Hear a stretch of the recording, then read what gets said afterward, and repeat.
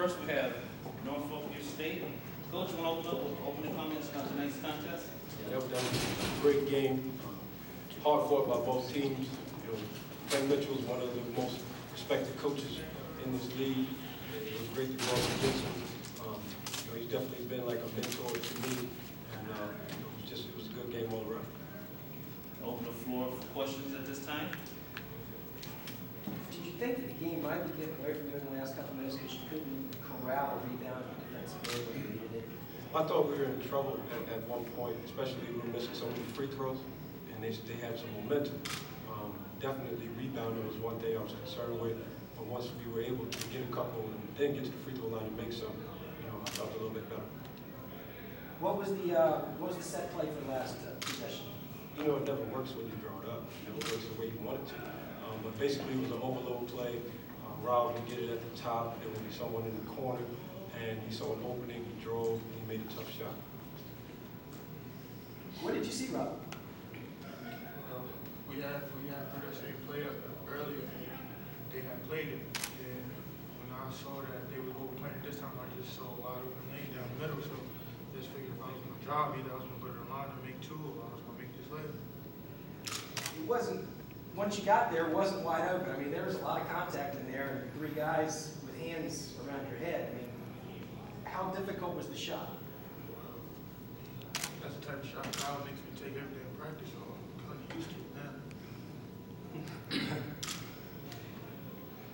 Kyle, triple team going on? All night. But we expected that. It wasn't a surprise. We discussed it in the hotel. We discussed it before the game, discussed it pre-game. I mean, when we kept coming into this game, we knew what the kind of defense they was going to play. They played great defense. Played tough, played good D. Somebody got to win, somebody got to lose. Tonight is outside. Have you gone 10 minutes of a half without touching the ball in the offensive game like you did tonight? I mean, I probably never did, but I mean, staying composed, knowing that it's going to come my way, keeps me from not getting frustrated. I mean, if we could get the ball, I would get the ball. So it's not a matter of nobody's giving me the ball. If we get it, maybe they would. It's 5 people on the court. Anthony, how composed was he in comparison to what if that had happened to him last year? Well, he was very composed. This time, we kept talking to him about it. We didn't want him to get frustrated. Last year, I think he would have gone crazy. You know, he sat down and started pouting. But that shows you the maturity that he's gone through this year. He's handling things much better, much more professional. What is the situation with Chris? Oh, I mean, he should be available for tomorrow. We'll see, you know, what he can do, what he can't do. We're going to see what type of shoot around it, if we have one, and then we'll go from there. But we wanted to make sure that he was 100% opposed to it before we did anything. What was your feeling when they made the run? They got up 8 points on you guys in the second half, 48-40, with about 7 minutes to play. What were you thinking, and what was your approach to it at that point? Well, it's a game of runs. And obviously, they're a good shooting team, so they were going to go through a stretch where they were knock down a few. My only concern was the free throw line, that we weren't converting on the free throw line, which would have kept the game closer. But it was just a matter of staying composed, you know, breaking down their defense and getting quality shots. Let's talk about the team attacking the movement per se.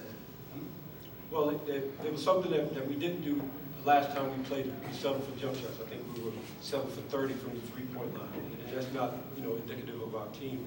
So we made a conscious effort to attack the basket, try to get the ball inside to get, you know, high percentage shots. Rob, this is the first, officially, the first upset of the tournament, a lower seed being a higher seed. You guys ready to make some noise in the last 2 days of the same time? Well, we felt from the beginning that we were one of the best teams in the conference. And, you know, even though we've been inconsistent and showing that all year, I think that, you know, we picked the right time to put everything together to show, which is in the tournament. We get a chance to see all the top seeds in the tournament. And we feel that we are the best team in here, and we're going to have to go through the best teams here. Coach, you mentioned that Fang Mitchell's been a mentor to you. There's speculation he's made in his last game at Coppin. I mean, I have no idea. I just, you know, I have a lot of respect for Fang. He came through the junior college ranks, and he's been here for a long time, done a lot of great things for the league. And, I just wanted to pay my respects to him because he has been somebody who I've seen come through the lower ranks. I came through junior college and was just someone who I looked up to when I was coaching, when I started coaching. If this was indeed his last game, what's his legacy if he left at Coppin? Incredible. Everything he's done, got to the tournament, won some games in the tournament, and man is a legend. Legend in his league.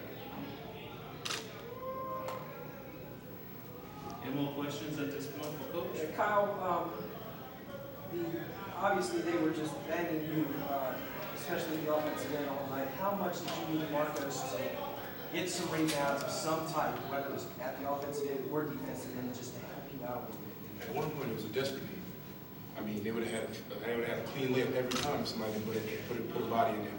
So at one point, I was desperate for some help. I mean, him knowing that he had to do that, he just stepped in that role and did it. And that's just him. I just did it.